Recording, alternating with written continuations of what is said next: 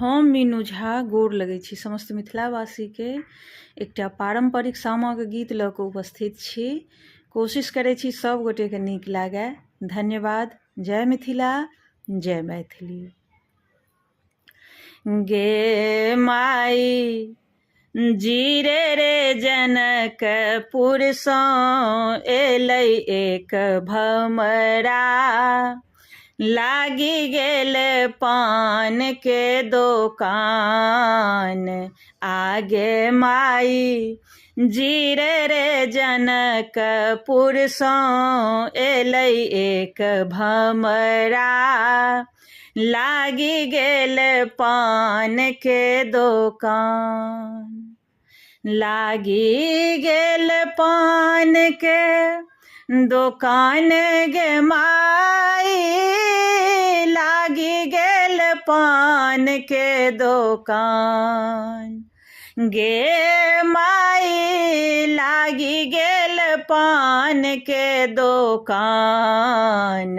आगे माई सेहो पान खैलनि मोर पाँचो भैया, सुगा सन के चमक निठोर। गे माई जीरे रे जनकपुरसँ एलै एक भमरा, लागी गेल सिन्दूर के दोकान। गे माई जीरे रे जनकपुरसँ एलै एक भमरा, लागी गेल सिन्दूर के दोकान। लागी गेल सिन्दूर के दोकान गे माई, लागी गेल सिन्दूर के दोकान।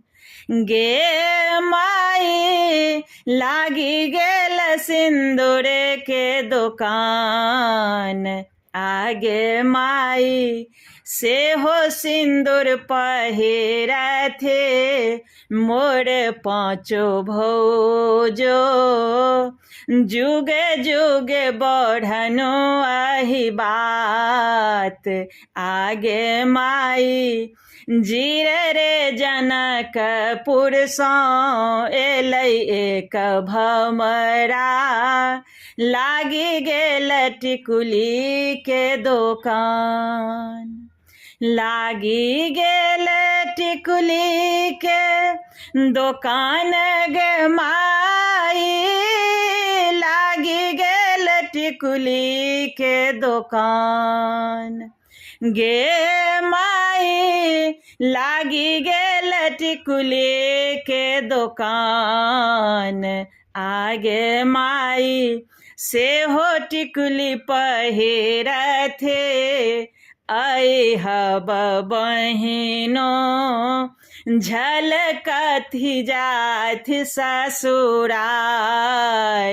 आगे माई सेहो टिकुली पहिरथि अइहब बहिनो, झलकथि जाथि ससुरारी।